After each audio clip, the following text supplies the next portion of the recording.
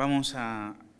Entonces, luego de haber hecho un pequeño resumen de lo que habíamos visto en Génesis, vamos a entrar ahora a Éxodo. Y bueno, vamos a tratar de avanzar en el desarrollo del material. Como siempre, cada vez que comenzamos un nuevo libro, y como les había adelantado la clase anterior, cada libro trae consigo información acerca de la introducción del libro y el título del libro, o sea, de dónde toma el libro su nombre. ¿Por qué? Porque debemos tener en cuenta que estos escritos fueron hechos en rollos, ¿no? Entonces, los rollos no estaban separados como hoy lo que nosotros podemos tener en un libro.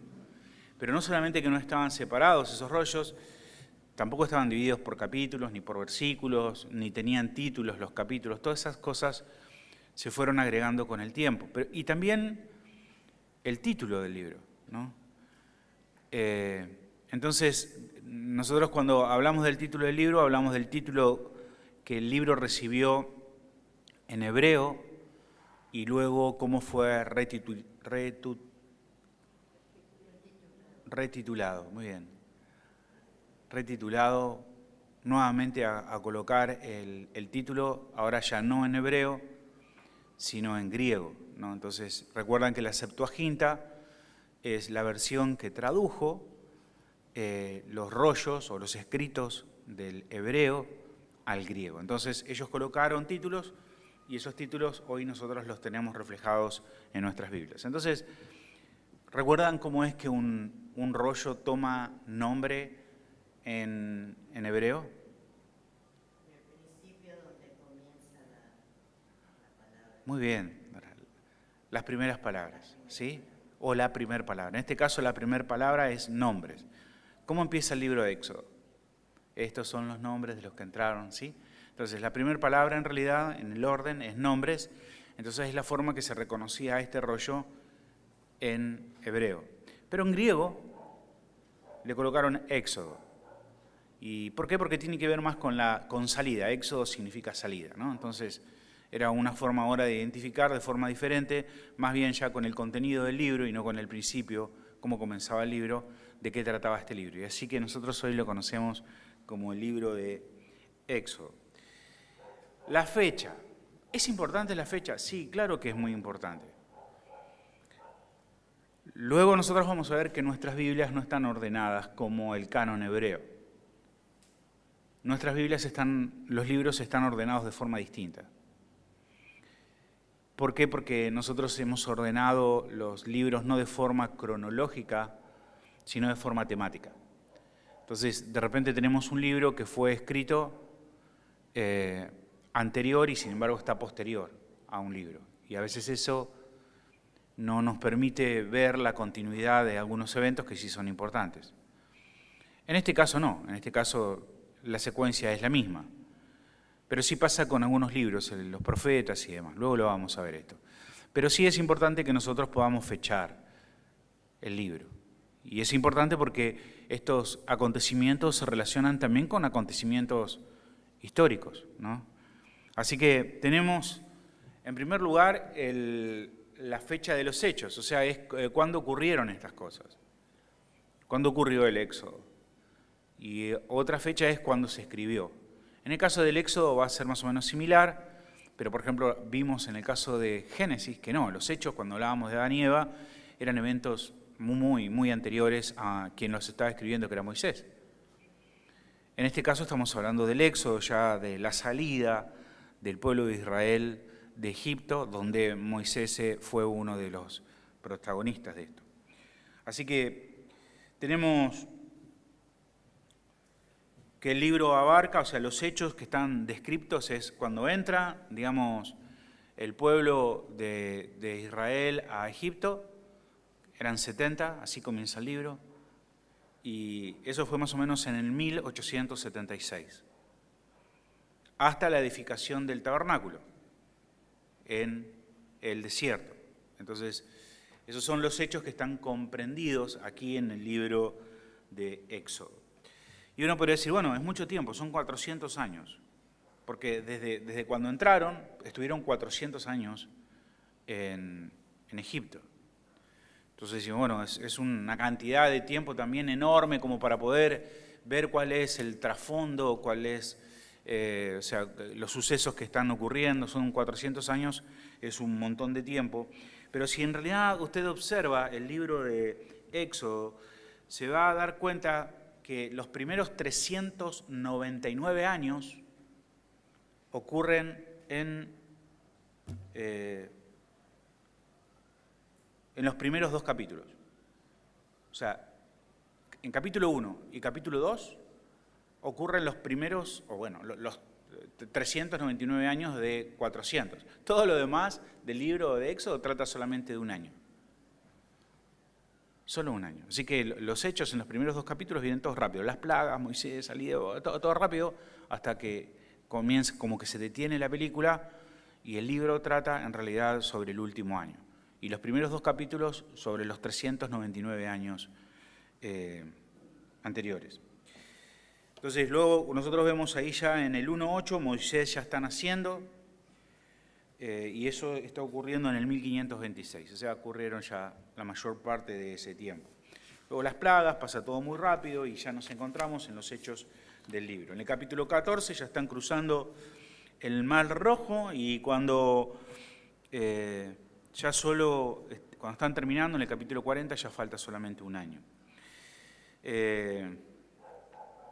Moisés en este tiempo, ya a partir del capítulo 3, tiene 82 años, ese es un hombre grande. Recuerdan que la vida de Moisés es fácil de dividir, él pasa 40 años en Egipto, 40 años en el desierto y luego 40 años aquí también con el pueblo de Israel. El autor, bueno, ya lo establecimos, Moisés, está más que claro. El Señor dice que fue Moisés en Lucas 22-23, así que eso ya lo hemos visto. El contexto histórico, ¿qué está ocurriendo? O sea, es importante para que nosotros nos ubiquemos. El libro de Éxodo comienza con el relato de los hijos de Israel en Egipto, país donde inmigraron a petición de José. Recuerdan que José los mandó a llamar. 430 años después, eso lo vemos en Éxodo 12:40, bajo el liderazgo de Moisés. Durante su estadía en las tierras de Egipto, la población israelita aumentó de 70 personas a 2 millones de personas o individuos aproximadamente. Hay varias explicaciones que podrían llevarnos a pensar de que sí, realmente eran esa cantidad de personas, que pasaron de 70 personas a casi 2 millones de personas. Éxodo 12:37 habla de 600.000 hombres. 600.000 hombres de guerra, y bueno, podemos sumarle mujeres, le sumamos niños, y bueno, fácilmente estamos en esa cantidad, 2 millones de personas aproximadamente. En Génesis 15:13, Dios le dice a ellos que van a ser esclavos, que van a estar en ese lugar. Dios lo determina así. Podemos entender que es una disciplina que Dios toma con Israel. Los lleva a Egipto y les dice que van a estar allí durante 400 años.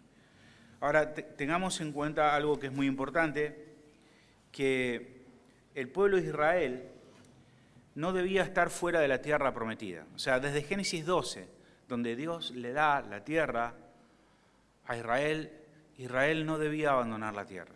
Cada vez que usted lee en las Escrituras que Israel abandonó la tierra, o es porque Dios los está disciplinando, o es porque ellos están desobedeciendo. Ellos debían permanecer en la tierra, ellos debían permanecer en ese lugar. Las bendiciones iban a venir a través de la tierra. Dios lo iba a bendecir allí donde ellos debían habitar, donde Dios los puso.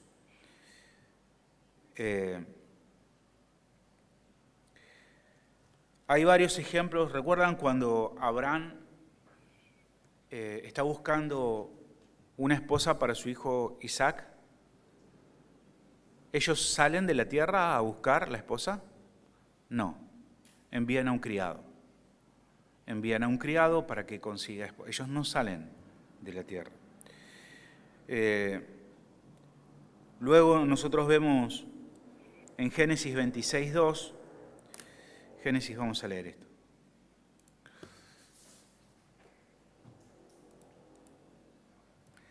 Génesis 26, 2. Dice, y se apareció Jehová y le dijo, no desciendas a Egipto. No desciendas a Egipto. Habita en la tierra que yo te diré. Habita como forastero en esta tierra y estaré contigo y te bendeciré, porque a ti y a tu descendencia daré todas estas tierras. Y confirmaré el juramento que le hice a Abraham tu padre. Multiplicaré tu descendencia como las estrellas del cielo y daré a tu descendencia todas estas tierras. Y todas las naciones de la tierra serán benditas en tu simiente. O sea, la bendición estaba en permanecer en el lugar donde Dios los había puesto. Pero cuando oyó Abraham mi voz y guardó mis preceptos, mis mandamientos, ¿por cuánto, perdón? Habitó pues Isaac en Gerar, y los hombres, o sea, ellos debían permanecer allí en ese lugar, no debían salir de ese lugar, pero hubo hambre. Y Isaac dijo, si hay hambre y no hay comida, entonces tenemos que salir de esta tierra. Debemos buscar un mejor porvenir para nuestra gente, ¿no? Ahora recuerden esto, ¿no? Si ellos salen, están desobedeciendo. O sea, si salen es porque Dios los está disciplinando, porque ellos están saliendo por su cuenta. Y si salen por su cuenta es de forma pecaminosa. Y si Dios los saca es porque Dios los está disciplinando. O sea, cualquiera sean las razones que ellos están fuera de Palestina, están fuera de la tierra, es por una razón mala. Ahora, cualquiera de nosotros podría decir, pero hubo hambre. ¿Qué iban a hacer? ¿Cierto? No había comida. ¿Debían permanecer en ese lugar?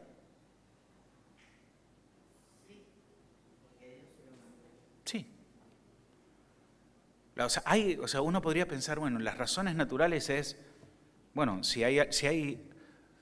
si no estoy teniendo lo que necesito acá, entonces debo moverme a otro lugar, a pesar de lo que Dios le había dicho. Pero no, están desobedeciendo. Pero ¿tienen justificación? No hay justificación, porque les hago una pregunta. ¿Dios no podía proveerles de todas maneras? ¿Dios no le proveyó en el desierto? ¿No les proveyó de codornices? ¿No le proveyó de maná? ¿Qué hay en el desierto? Nada. Y Dios les proveyó. Así que no hay excusas. Ellos deberían haber obedecido a Dios y deberían haberse quedado en ese lugar. Cuidado con esto. Yo no hace mucho escuchaba a un predicador que confundía muchos pasajes de las Escrituras. Él hacía referencia, por ejemplo, arrancó hablando del llamado de Dios y terminó aplicándolo a la idea de que no tenemos que movernos del lugar donde el Señor nos puso. En el sentido que él decía que los dones, el llamado y los dones de Dios son irrevocables.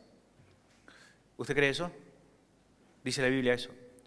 Los dones y el llamamiento son irrevocables. ¿Lo leyó alguna vez? ¿No? Los dones y el llamamiento es irrevocable. Romanos. ¿De qué dones habla?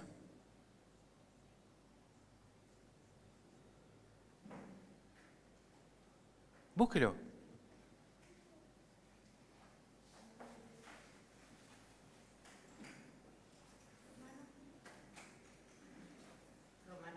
Búsquelo. Los quiero hacer ejercitar, los quiero hacer pensar.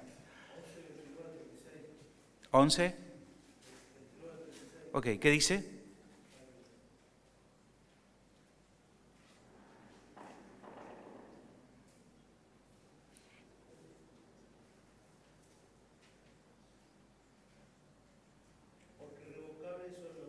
Irrevocables. Ok. ¿Y de qué habla antes?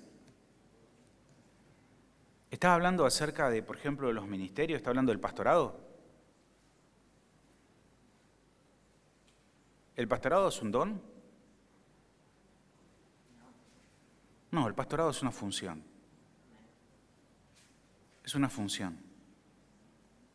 Si yo no puedo decir, algunas personas dicen, bueno, los llamamientos son irrevocables y el pastorado es un don, es un llamamiento, entonces por más que yo meta la pata, sea como el diablo, de todas maneras yo sigo siendo pastor. Eso es un error grave, ¿no? Porque pastor soy bajo algunas condiciones. En principio, que tenga una iglesia. Alguien que no tiene una iglesia no es pastor. O sea, pastor es aquel que tiene ovejas, ¿cierto? ¿No? Sin ovejas no sos pastor. No, pero yo alguna vez fui pastor y sigo siendo pastor. No, si vos no estás pastoreando, no sos pastor. Y segundo, si no cumplís los requisitos de Tito y Timoteo, si por ejemplo adulteraste, dejaste de ser pastor y estás descalificado para ser pastor y ya no puedes ser más pastor. Puedes ser hermano en la iglesia, pero no puedes ser pastor. Estás descalificado. El pastorado es una función bajo requisitos. Si yo quebranto los requisitos, entonces dejo de ser pastor. Pero esta persona hablaba de, les digo, Romanos, el contexto de Romanos es, en cuanto al llamamiento y los dones, está hablando acerca de la salvación. De eso habla, ¿no? O sea, Dios nos da el Espíritu Santo y después no nos va a quitar el Espíritu Santo, es irrevocable. Los dones en ese sentido son irrevocables, ¿no? De parte de Dios. Y si usted lee el contexto, se va a dar cuenta que habla sobre esto. Pero, y él siguió con este hilo de pensamiento diciendo de que uno debía permanecer en el llamado, donde Dios te colocó, porque ahí están todas las bendiciones para tu vida. Entonces, si vos permaneces en tu llamado, Dios te va a bendecir. Y si vos no permaneces en el llamado que Dios te hizo, entonces Dios no te va a bendecir, de alguna manera parafraseando esto. Pero no tiene nada que ver una cosa con la otra, ¿no? Nada que ver. O sea, aquí estamos hablando del pueblo de Israel que tenía una orden determinada para permanecer en un lugar. Y es cierto que muchas veces nosotros debemos permanecer donde el Señor nos puso, pero hay otras veces que hay lugares donde debemos abandonar. Es así, ¿no? Pero en el caso de ellos debían permanecer y la bendición que iban a recibir iba a ser a través de obedecer a Dios en lo que Dios le había dicho. Dios le había dicho eso y nuestra bendición también, ¿no? Viene a través de obedecer al Señor, ¿no? Amén. Ok, entonces ellos no tenían excusas, ellos debían permanecer en ese lugar. Si viene hambre, lo que yo llamaría una prueba, en una circunstancia, bueno, debemos aprender a confiar en el Señor. Debemos confiar en Él. También tenemos esto en Ruth, ¿recuerdan? ¿Qué pasa cuando su esposo, el esposo de Ruth y Ruth salen de la tierra? Desastre. Muere el esposo, mueren los hijos, queda sola Ruth hasta que vuelve a la tierra. Fuera de la tierra hay maldición, ¿no? Ellos debían permanecer en la tierra. Bien, entonces debemos tener a veces cuidado en transportar estas verdades, sacar principios de aquí que puedan ser incorrectos. Bueno, ¿cuáles son las explicaciones prácticas por las cuales estaban en ese lugar? Bueno, hay por lo menos tres tipos de razones. Razones prácticas, razones espirituales, o sea, digamos razones prácticas humanas, razones espirituales y también razones divinas, por las cuales ellos no estaban en la tierra, sino que estaban en Egipto. O sea, nos preguntamos nosotros, el Señor los dejó a ustedes, los plantó a ustedes y les dijo que debían estar en la tierra, en Palestina. ¿Qué hacen en Egipto? Bueno, algunas razones, algunas explicaciones de por qué Dios los lleva, ya les había dicho Dios que lo iba a llevar 400 años a Egipto. Primero, Dios iba a usar a los israelitas para juzgar a los amorreos, eso lo sabemos. O sea, en la tierra prometida están los amorreos. Dios va a usar al pueblo como una espada para disciplinar, para ajusticiar a los amorreos. Pero, claro, los amorreos son una nación grande y los israelitas son apenas 70 personas. Y encima hay una bronca terrible con los israelitas de los amorreos, ¿Por qué? Porque los hijos de Abraham los engañaron. ¿Recuerdan cuando fue que violaron a su hermana? ¿Sí? Y los hicieron circuncidar y después así que los están buscando para matar. Y en realidad Dios los saca de ese lugar para que puedan crecer y luego para que ellos puedan volver a la tierra para cumplir el propósito de poder juzgar a los amorreos. Pero ¿qué había pasado? Todavía el pecado de los amorreos no había llegado al colmo de su maldad, según lo que dice Génesis 15, 16. O sea que todavía no se justificaba justificarlos, faltaba tiempo. Lo segundo era, bueno, esto, ¿no? Que los israelitas eran abominables a los ojos de los moradores de Canaán. Eso lo vemos en Génesis 34, 30. A ver, Génesis, vamos a ver el pasaje.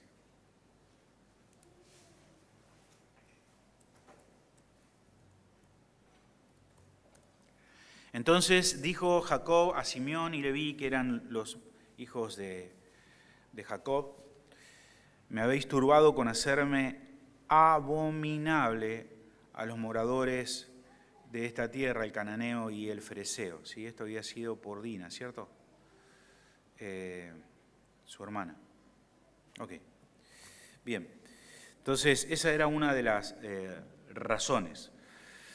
Y la tercera razón es que hubo hambre en la tierra. Sin embargo, en Egipto había comida gracias a la sabiduría que Dios le había dado a José. José fue dotado de sabiduría, gobernó Egipto y allí había comida, donde en todo el mundo había escasez y hambre. Así que esas son las razones que uno podría decir, bueno, son razones naturales. Una, que ellos iba a venir el momento donde iban a hacer justicia con los amorreos. Segundo es que estaban corriendo peligro. Y tercero es que necesitaban un lugar donde haya comida. Esas son las razones naturales. Ahora, ¿cuáles son las explicaciones espirituales? Bueno, las explicaciones prácticas explicarían el porqué natural. Sin embargo, es cierto que Dios podría haber provisto todo lo necesario para que Israel se hubiese quedado en la tierra prometida. Y ahora, ¿cuál es la razón entonces por la cual Dios no le proveyó en la tierra lo sacó de ese lugar? Fue que Israel desobedeció y falló de tres maneras. Salieron entonces por la desobediencia de ellos. Primero, porque no guardaron el propósito. Segundo, porque corrompieron la unidad y la separación. Eso lo hemos visto ya en Génesis. O sea, podemos ver que los patriarcas eran devotos. O sea, ellos se mantenían puros, adoraban a Jehová, ellos no se casaban con paganas, los patriarcas, pero los 12 hijos de Jacob son terribles, son mundanos. Nunca nosotros vemos a ninguno de ellos que está invocando el nombre de Jehová, ninguno. Incluso José guarda con él una copa de adivinación, para adivinar. Parece que todo está mal, que todo está pata para arriba, pero es como que Dios los coloca en un lugar, como en una incubadora, para protegerlos, para hacerlos crecer y para que el tiempo pase, para que ellos puedan cumplir el propósito de Dios. Y además también los estaba protegiendo de otras infecciones culturales, o sea, porque ellos, bueno, nosotros también tendemos a contaminarnos fácilmente, ¿no? Fácilmente. ¿Y por qué es que allí en Egipto ellos iba a ser menos fácil que se contaminaran con la cultura de los países paganos que estaban a su alrededor? Bueno, en Génesis 46, 34 da la razón, y es porque la gente que vivía en Egipto, los egipcios, aborrecían a los pastores de ovejas. Eran inmundos para ellos. No se juntaban, no les gustaba la gente que pastoreaba ovejas. Y no vivían con ellos, vivían en una ciudad fuera de Egipto. Dice, entonces diréis, hombres de ganadería han sido tus siervos desde nuestra juventud hasta ahora. nosotros y nuestros padres, a fin de que moréis en la tierra de Gosén, porque para los egipcios es abominación todo pastor de ovejas. O sea, si ellos estaban en Gosén, estaban apartados de todo el mundo, de los egipcios, de sus costumbres, de sus lujos, de sus formas, de su forma de vivir en familia, o sea, Dios los mantuvo aparte. Así que esa es una de las razones por la cual están en ese lugar.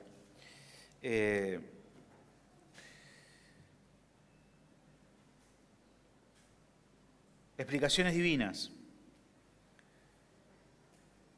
Dios en su soberanía. Explicaciones divinas.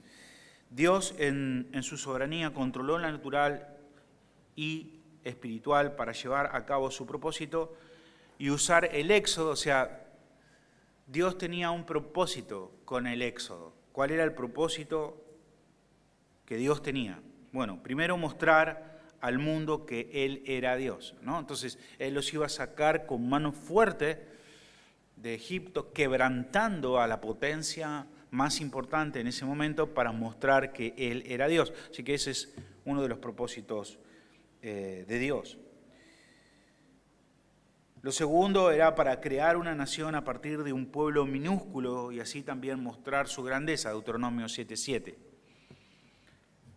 Y lo tercero era motivar su pueblo a la obediencia.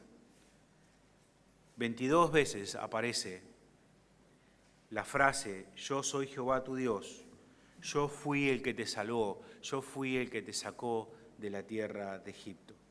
Ahora, es increíble que estas personas, después de haber visto lo que Dios hizo en Egipto, cómo quebrantó sus dioses, cómo humilló a Faraón, cómo derrotó a esa nación, cómo los saca, ¿no? con mano fuerte de Egipto, llevándose el pueblo de Israel todos los tesoros de Egipto.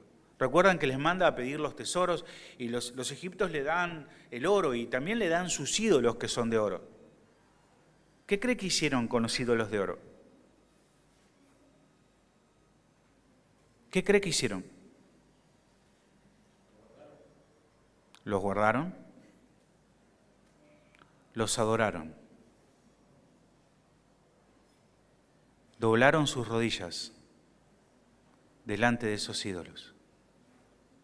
¡Qué necedad! O sea, Dios mismo les mostró que eran solo metal.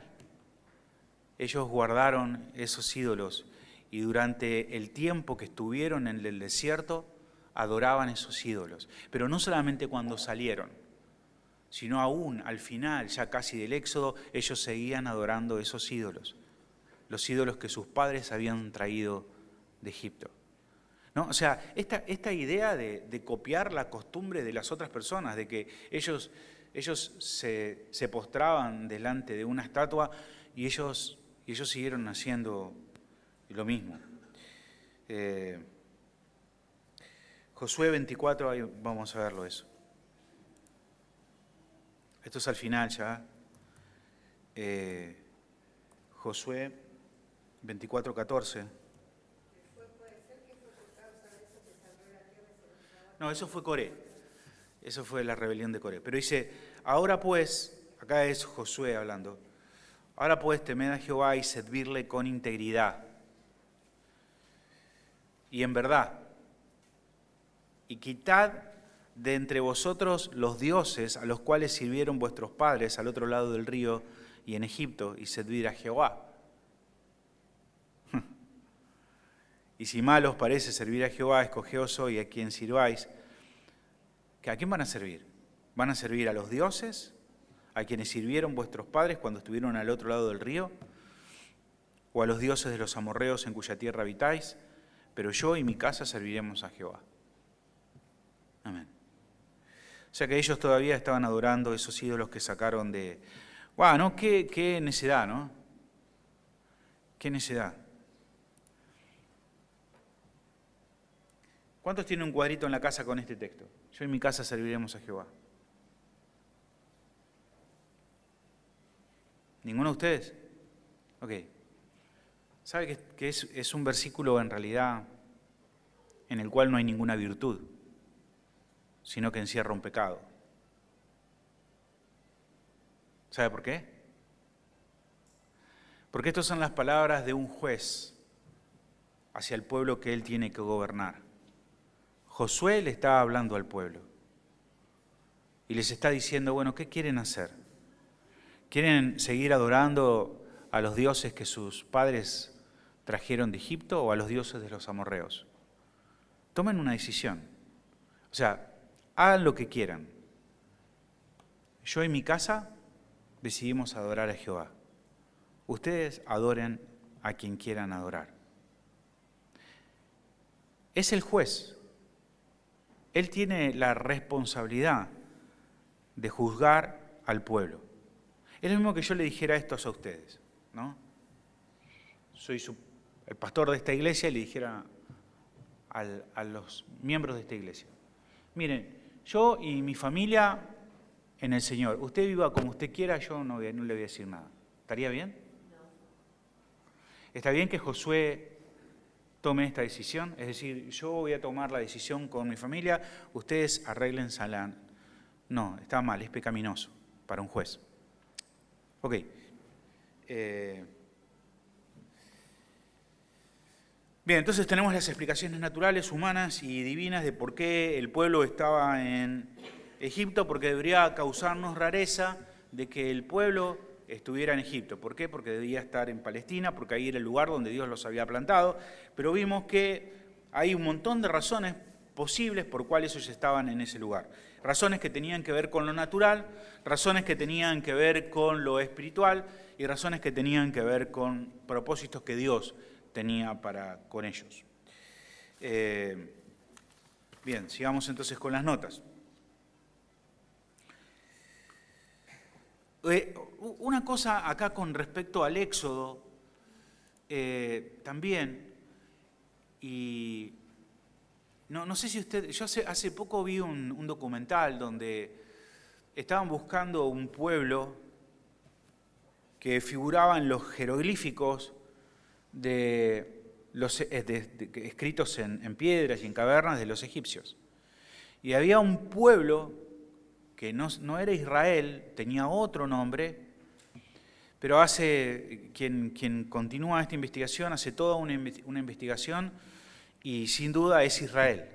O sea, hay registros de que Israel estuvo en Egipto, pero no hay ningún registro escrito en jeroglíficos que Israel haya ganado una batalla o que Faraón haya sido derrotado. Ninguno. No hay ningún registro histórico de eso. ¿Por qué? Porque ellos no escribían las derrotas. Si usted ve la historia de los egipcios, ellos ganaron todas y cada una de las batallas. No perdieron ninguna batalla, ninguna. Y dice, wow, qué bárbaro, ninguna batalla perdieron. ¿Por qué? Bueno, porque solamente relataban las victorias. Porque Faraón era considerado un dios. Y un dios no puede perder una batalla. Así que no hay registros de lo que pasó. Entonces las personas que no son creyentes dicen, no, lo que ocurrió es que Israel no estuvo en el momento de esplendor de Egipto, porque la historia secular registra que hubo un tiempo de unos 200 años en la decadencia del imperio Egipto, donde hubo un pueblo que fueron los Hicsos, que tomaron el control de Egipto. Y este pueblo era un pueblo descendiente de Set, o sea que de alguna manera eran también judíos. Entonces dice, no, lo que ocurrió es que todo esto ocurre de Israel en la salida de Egipto cuando Egipto era débil y cuando en realidad el que gobernaba no era el faraón, sino que había un pariente de José, y es por eso que José cayó en la cárcel e inmediatamente después está gobernando. ¿Por qué? Porque no creen en los milagros, porque no creen que Dios pudo intervenir en la historia y que Dios pudo a través de milagros libertar a Israel y quebrantar a Egipto. Entonces lo que hacen es fechar el éxodo 200 años después, cuando Egipto estaba en debilidad. Pero no fue así, no fue así. Es más, la razón por la cual Egipto declinó el imperio fue precisamente porque murieron sus primogénitos, porque su ejército murió en el Mar Rojo ahogado, y a partir de ahí, entonces Egipto dejó de ser una potencia y fue conquistado por otro pueblo. Y eso, tenemos evidencias. Por ejemplo, si nosotros pensamos, si decimos, no, el faraón no era realmente faraón, sino que era un judío. Pero pensamos, cuando José estaba en la cárcel y le dicen que lo llamaba faraón, lo primero que hace José, tenía barba como judío, se afeita. ¿Por qué se afeita? Bueno, porque los egipcios no tenían a bien la barba. Si hubiese sido un pariente de él, hubiese tenido también barba y no hubiese sido necesario que se afeite, ¿no? Entonces, no era un ipso, era un faraón el que estaba a cargo, y Dios quebrantó y sacó, por medio de muchos milagros, mostrando su poder, ¿sí?, a todo el mundo. Y eso fue lo que nosotros encontramos relatado en las Escrituras. Pero ustedes van a encontrar muchos comentaristas o muchas historias que niegan estas cosas precisamente porque no creen en los milagros, en que Dios pudo haber hecho esto de forma milagrosa, así que por eso encontramos otros relatos. Bien. Tema, propósito y resumen. Redención, el tema es redención y liberación. Redención y liberación. Estas palabras aparecen mucho en el Nuevo Testamento. Fuimos redimidos, fuimos libertados. El sentido de la palabra redención y liberación lo toma precisamente de estos sucesos. O sea, cuando los escritores de los evangelios escriben acerca de que hemos sido redimidos y hemos sido libertados, piensan que nosotros como lectores deberíamos irnos con nuestra mente a estos sucesos de Israel saliendo de Egipto, Dios liberándolos de Egipto, porque la audiencia de los evangélicos, los evangelios son judíos, ¿no? Entonces a ellos inmediatamente les remite, estas palabras los remite a este momento, y nosotros también deberíamos entender que esas palabras toman su significado desde aquí, redención y liberación. Propósito. Jehová, el Dios de la creación y los patriarcas, redimió a los hijos de Israel de su esclavitud en Egipto e hizo pacto con esta nueva nación en el Sinaí. Dios escuchó las oraciones de su pueblo y usó a Moisés para liberarlos de su esclavitud. Después de haber mostrado su poder al mundo entero, bueno, esto es el resumen, usted conoce el resumen, habla de las plagas, la división del mar. El original no dice mar rojo, ese mar rojo lo ponemos nosotros. En realidad la Biblia habla del mar de juncos. Mar de juncos. Y ahora también vamos a ver esto, porque los liberales dicen, mar de juncos, entonces lo que ocurrió es que cruzaron así tipo por un charco nada más. No es que se abrió el mar. Pero es verdad que el original dice mar de juncos, no dice mar rojo. Pero sí habla de muros de agua. Entonces en un charco no va a haber muros de agua, ¿no? Entonces, sin lugar a dudas, esto está hablando de muchas aguas. Entonces, entregó también a Israel la ley en el monte Sinaí para así llegar a ser su rey. O sea, Dios toma un pequeño grupo de personas, trata con ellos 400 años en Egipto, los saca de Egipto, todavía son un pueblo de personas, no son una nación. Para que sean una nación necesitan un rey. Y para que tengan un rey necesitan también una ley. Así que a ese pueblo lo lleva al monte de Sinaí durante 30 días y reciben la ley. Ahora tienen una ley, tienen un rey y van a tener también una capital, que va a ser el tabernáculo, ¿no? Y ahí se constituyen una nación, ahora son una nación. La última sesión del libro de Éxodo explica las leyes y los detalles de la teocracia. Jehová era el rey, el arca era el trono y el tabernáculo era la capital. Bien. Bosquejo. Esto es un poco complicado, pero bien, lo vamos a ver. Estamos a 10 minutos. Ustedes tienen en sus notas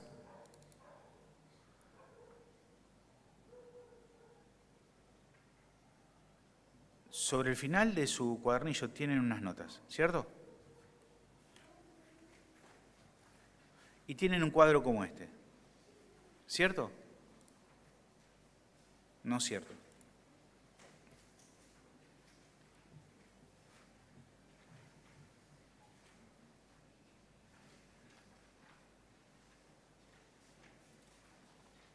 ¿Alguien lo encontró?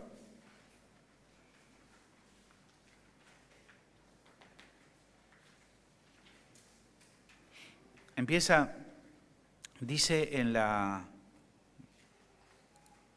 cuando comienza dice Éxodo. Éxodo y aparece un cuadro como este.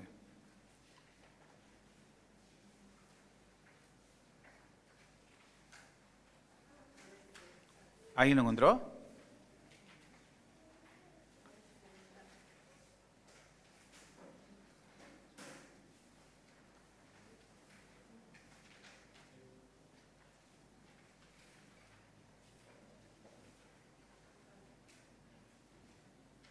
De las primeras, o sea, cuando terminan las notas y empiezan los... ¿No lo tienen? Ahí está, ahí el hermano lo tiene. Ok, bueno, tienen un cuadro como este.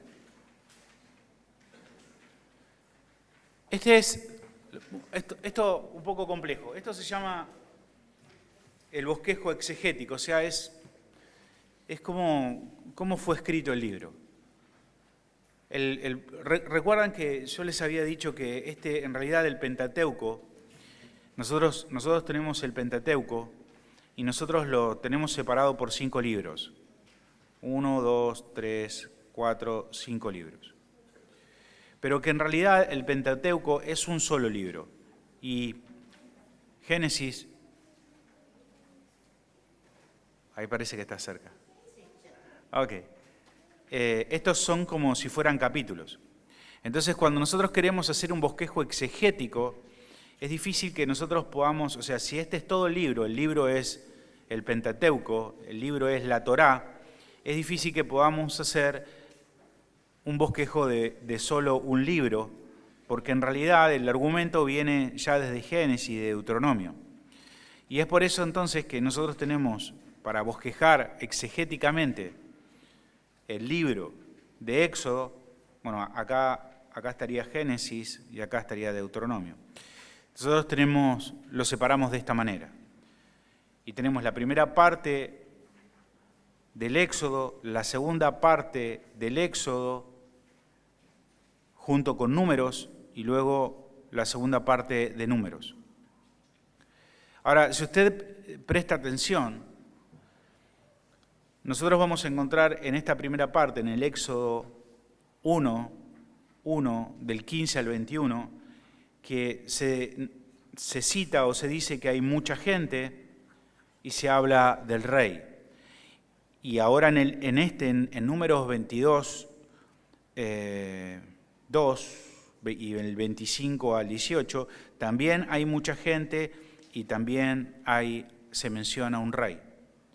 Luego vemos que se nombra desierto, quejas, maná y aguas de la roca.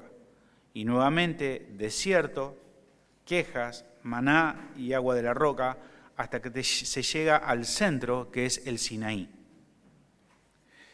Para los que no tomaron hermenéutica, esto se llama un quiasmo.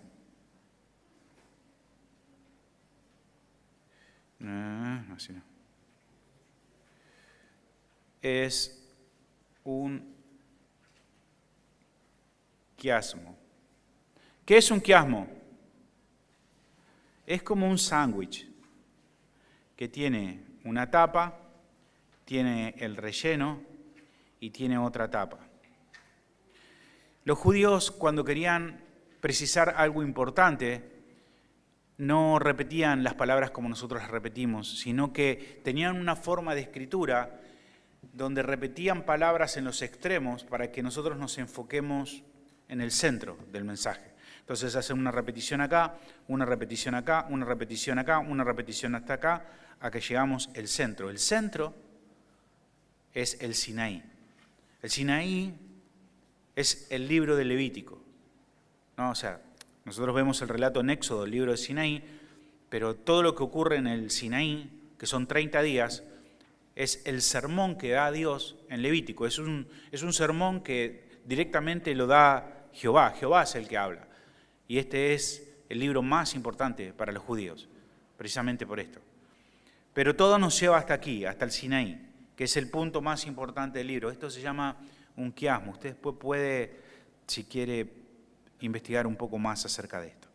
Y hay videos del seminario donde tocamos también este tema. Pero si queremos un bosquejo más fácil de recordar, tenemos Israel en Egipto, Israel en el desierto, Israel en el Sinaí. Es más fácil, ¿no? Entonces, los hechos que ocurrieron estando Israel en Egipto, cómo crecieron, cómo llegaron a ser esclavos y cómo Moisés los liberta. Luego, en el desierto, cómo salen.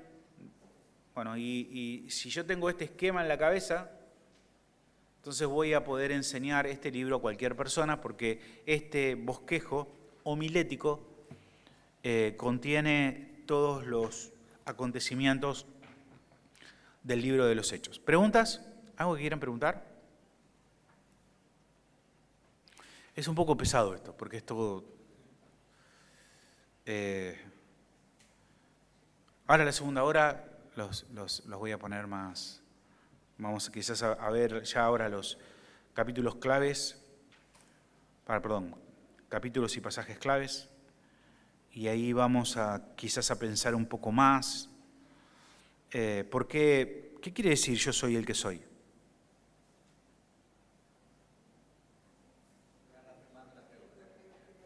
¿Cómo? Cuando Jehová dice, yo soy el que soy. Cuando le preguntan, cuando yo vaya a Israel y me pregunten, vaya a Egipto y me pregunten quién me manda, dice, le dirás que el yo soy te mandó, yo soy el que soy. ¿Qué significa eso? El verbo presente activo. ¿Cómo? El verbo presente activo. ¿Qué significa? Sería que está Dios presente. Que Dios está presente. Ok. ¿Por qué Dios quiso matar a Moisés?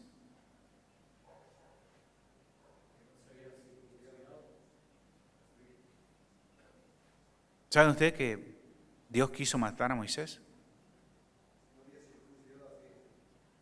Salió al encuentro para matarlo. Después de decirle, vas a ser mi vocero, te voy a enviar a dar un mensaje, dice que van de camino y Jehová aparece para matar a Moisés.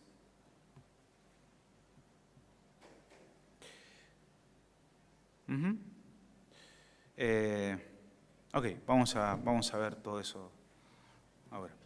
Pero vamos a hacer el break antes.